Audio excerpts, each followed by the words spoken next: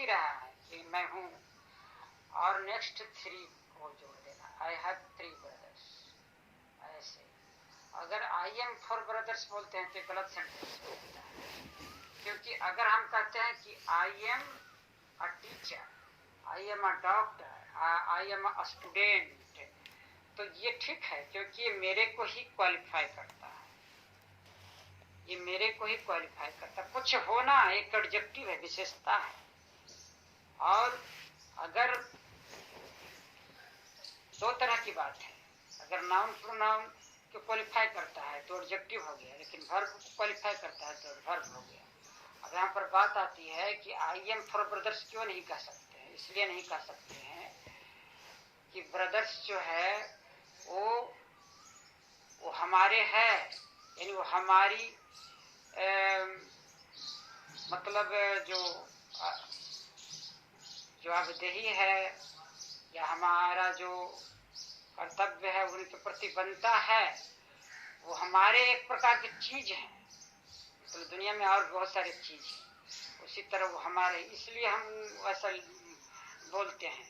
लेकिन अगर I am 4 लगा देते हैं तो वहां पर इसलिए वो गलत हो जाता है। क्वालिटी, अगर हम अपने बारे में कुछ बताते हैं कि मैं ऐसा हूं, तब ठीक है, I am an honest person, I am a good teacher, I am a good man, मतलब सच टाइप ऑफ सेंटेंस।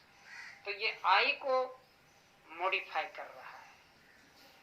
तो इस स्थिति में हम हर हाल में वहां पर वैसा आई एम या आवश्यकता अनुसार इच आर जो भी लगता है हेल्पिंग वर्ब लगाते हैं, लेकिन यहाँ हर हाल में हैव और हैज ही लगेगा, क्योंकि वो चीज उसकी है या मेरी है या आपकी है। ऐसा मतलब समझ में आ रहा है वाक्य से, सेंटेंस से, तब हम ऐसा कहते हैं। अब है कि हैव हैज का प्रयोग रखना के सेंस में तो है ही।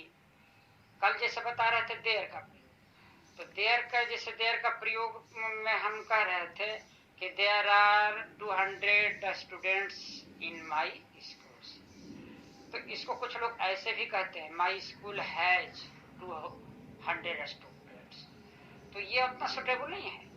तो हैज हैव लगा करके बोलते हैं, तो काऊ हैज 4 legs, गाय के 4 पैर हैं, हाँ, इस तरह से बोलते हैं। द कंट्री हैज, ऐसा बोलते हैं कि द कंट्री हैज और गुड साइंटिस्ट, यानी हमारे देश के पास एक अच्छा वैज्ञानिक है, या कुछ भी बोलते हैं हैज लगा। लेकिन there are more than 100 scientist in my country, ऐसे बोलते हैं। दोनों सेंटेंस में अंतर है, गौर करने वाली बात है।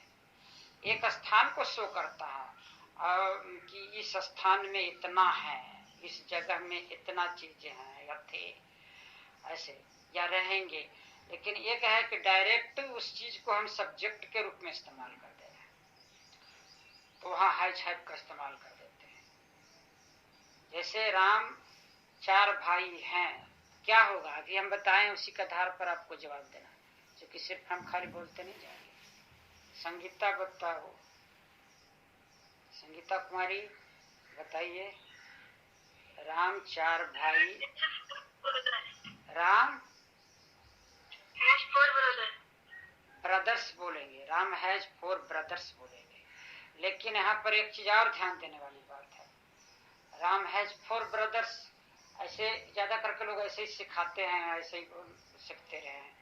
लेकिन यहाँ पर ध्यान देने वाली बात है कि राम हैज 4 ब्रदर्स, राम के पास 4 भाई, तो इसका अर्थ हुआ कि राम के अलावे और 4 हो गया।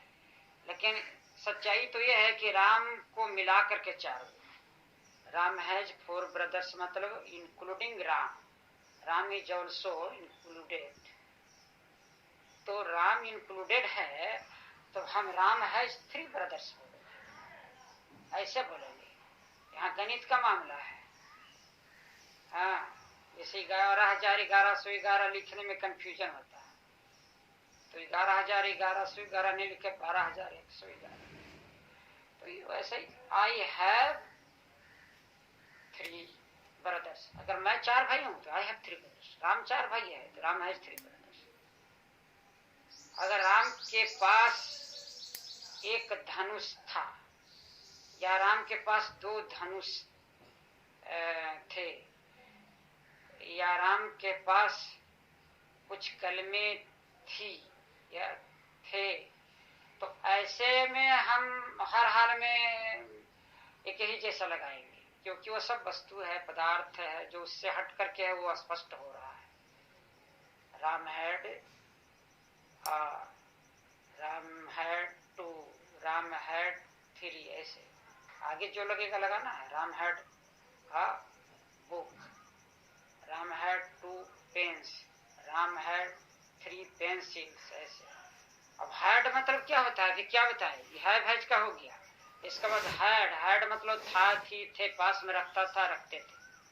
हैव हैज क्लियर हो गया ना। हैव में आई वी यू दे हैव, और ही सी नेम प्लस हैज का प्रयोग होगा। क्लियर है? कुछ हम पूछेंगे तो बताएंगे। हम लोग के पास एक जोड़ा जूता है, एक जोड़ा के हम बता देंगे, अब इसके बाद आपको बनाना है। हम लोग के पास एक जोड़ा जूता है, तो क्या होगा, बोलिए। खाली संगीता को रह गई है ना, बोलिए। हम लोग के पास एक जोड़ा जूता, एक जोड़ा का पेयर ऑफ शूज।